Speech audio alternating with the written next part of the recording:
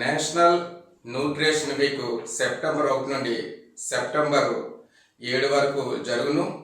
జాతీయ పోషకాహార వారోత్సవాలను జరుపుకుంటారు. సమతుల్య ఆహారం యొక్క ప్రయోజనాలపై ప్రజలకు అవగాహన కల్పించడం మరియు ఆరోగ్యకరమైన ఆహారపు అలవాట్లను ప్రోత్సహించడం దీని యొక్క లక్ష్యం.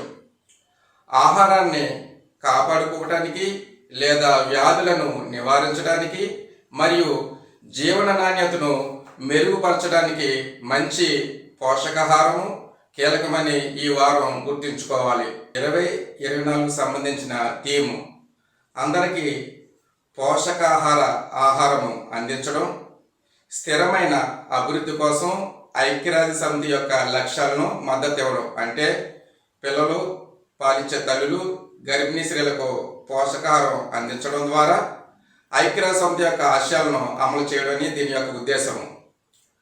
ఆరోగ్యకరమైన ఆహారము ఏమిటి అంటే పండ్లు, కూరగాయలు, చిక్కుళ్ళు, ఉదాహరణకు కాయధాన్యాలు మరియు బీన్స్.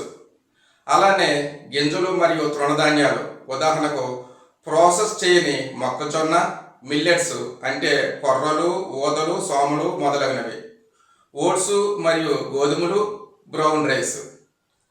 ఇవి తీసుకోవడం వల్ల చాలా ఉపయోగకరమని చెప్పవచ్చు.